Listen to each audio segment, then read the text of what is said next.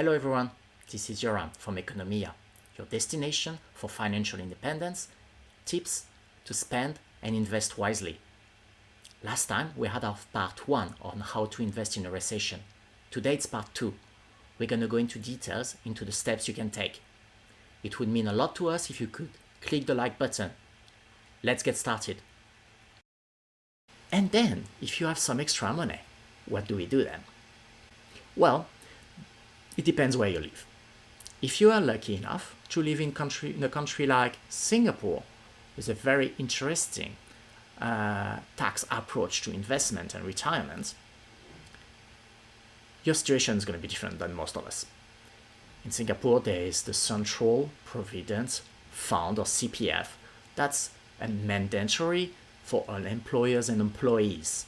So part of your money every month, your salary, is going to be placed there, and you have different levels of CPF, different regimen. So if you're in Singapore, you know that better than me, but it's very, very good, and it goes towards your investments, it goes towards your requirements, your retirement, sorry. And there's another thing, is everything beyond that, beyond the CPF that you would like to invest, basically, you can use any stock brokerage account. Why? Because there is no capital gain tax in Singapore. Zero. Any extra money you make is tax-free. That is pretty good for everybody in Singapore or any country that has a similar tax approach.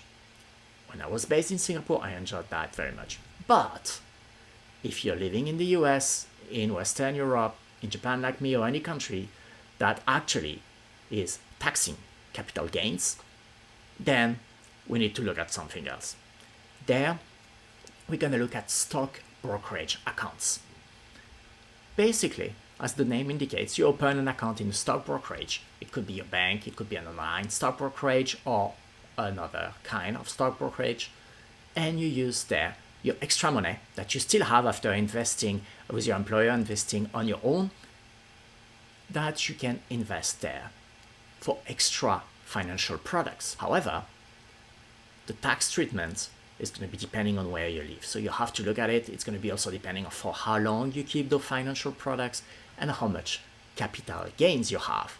This will all influence your tax bill at the end. So do your research and talk to a tax advisor, and of course, read the fine prints. Let me talk a bit more about Japan, where I'm based.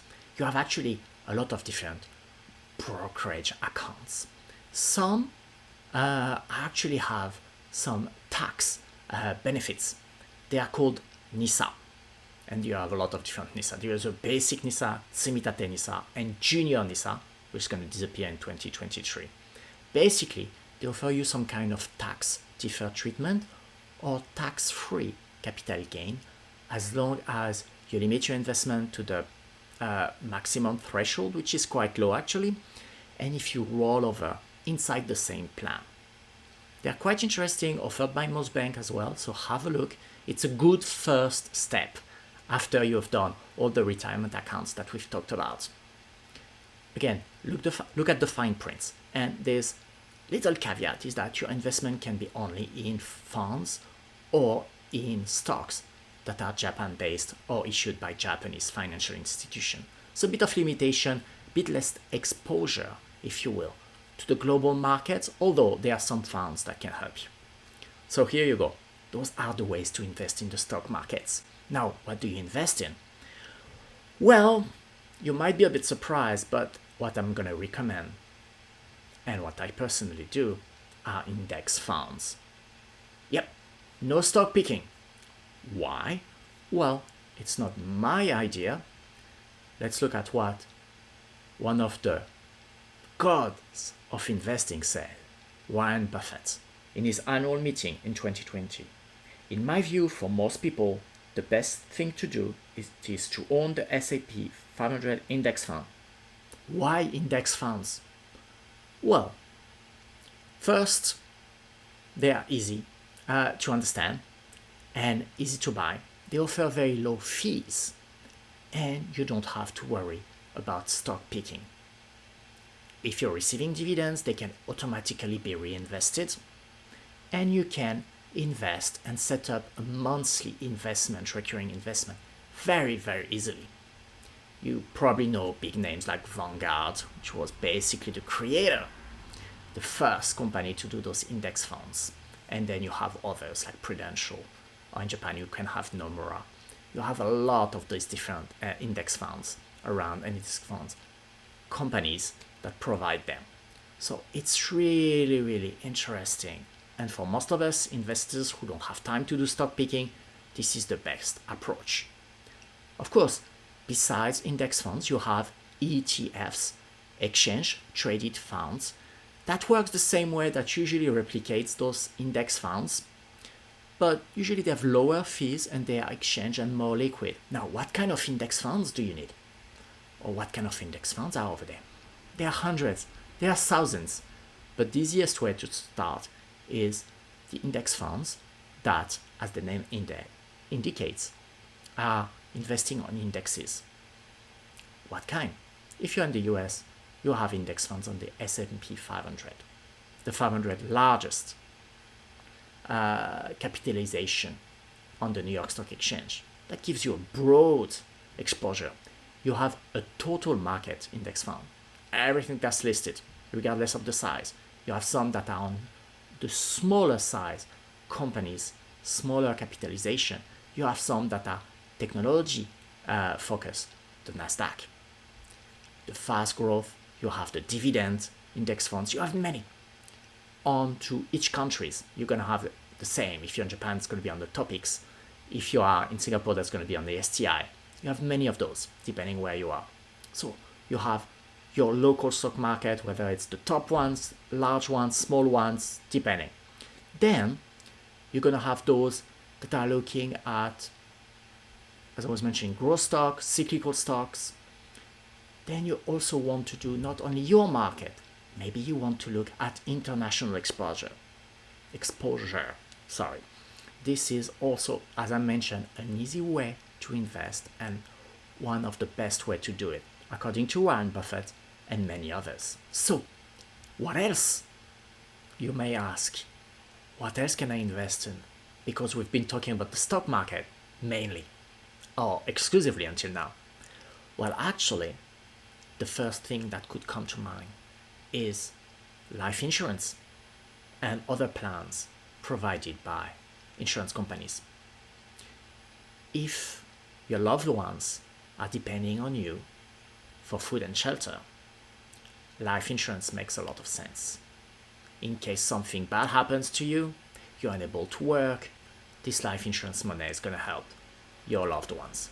So that would be something to think about. But that's not the only thing that insurance companies provide.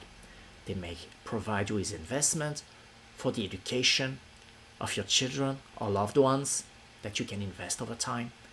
It can be a retirement plan in addition to the ones we've talked about. We can be saving for medical emergencies. There are a lot of different things to see and to do with insurance companies, a lot to read. So what I would recommend is find an insurance agent that you trust and you can discuss and actually talk to different companies to see which one makes more sense for you. And in some countries, in some markets, you actually have online tools that help you compare the different plans and choose the one that's best for you in terms of the coverage and the monthly premium payments.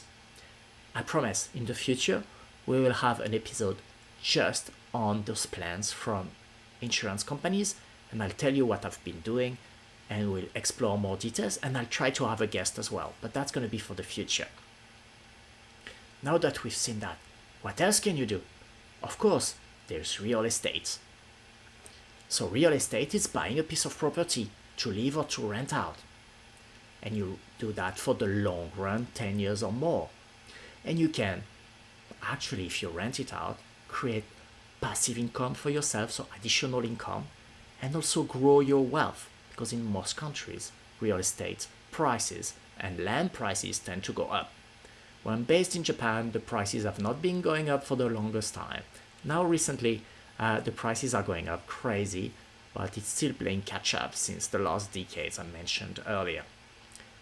Buying real estate is a bit a longer game. You need a lot of help. You need to work with professionals real estate agents, title company. You need to close with some notaries. There are a lot of things involved. And also the cost is quite big, or bigger than buying a few stocks. You can buy cash if you have a lot of money on your hands, but usually it's better to use leverage and to go through a bank or a lender and to put a bit of the money down. Usually it's anywhere from 5 to 30%, and the rest to borrow at a fixed rate. And remember, the rates were very low until recently. They're starting to go up, but they're still historically very low. And you pay every month, and over time you pay back everything. We'll talk about real estate. That's something that I'm super interested in, so we'll talk about it in the future. We'll have a few episodes about that, but you should consider definitely real estate for the future.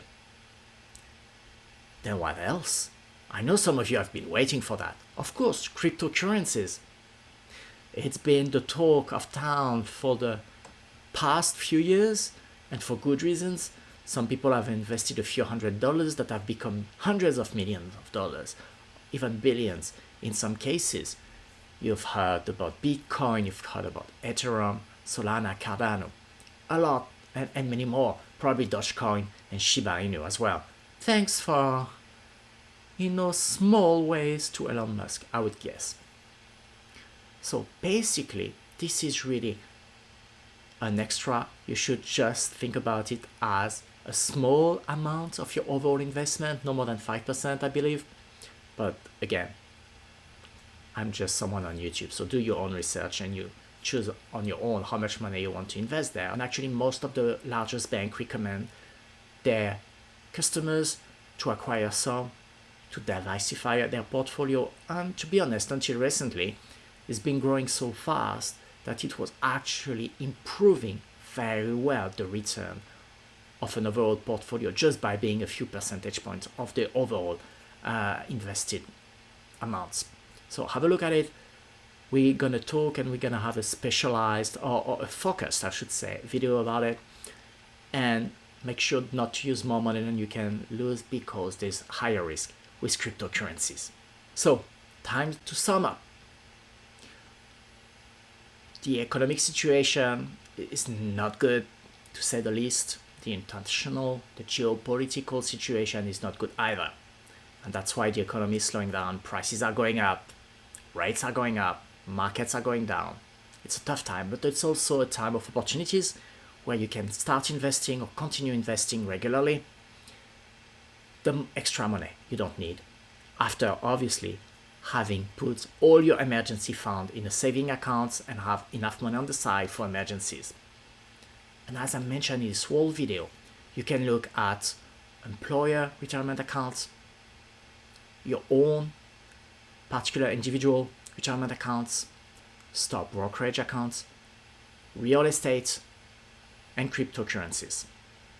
Of course, if you have people relying on you for their livelihood, family, friends, loved ones, I think looking at what financial companies, or I should say insurance companies, are providing in terms of life insurance, disability benefits, education investment, health insurance plan is definitely something that should be your point.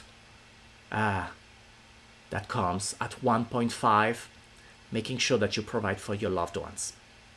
But remember, as I said, I'm just a guy on YouTube doing that to share my knowledge and for entertainment purpose. So do your own research, talk to your financial advisor, talk to your tax accountant or tax advisor, and read the fine print before doing any investment. That's it for today. Thank you for watching until the end. If you like this video or learned something, please click the like button and subscribe. It's gonna help us a lot. Do not hesitate to comment and let us hear your opinion below, and we'll make sure to read them and to reply. Thank you again, and talk to you soon. Goodbye.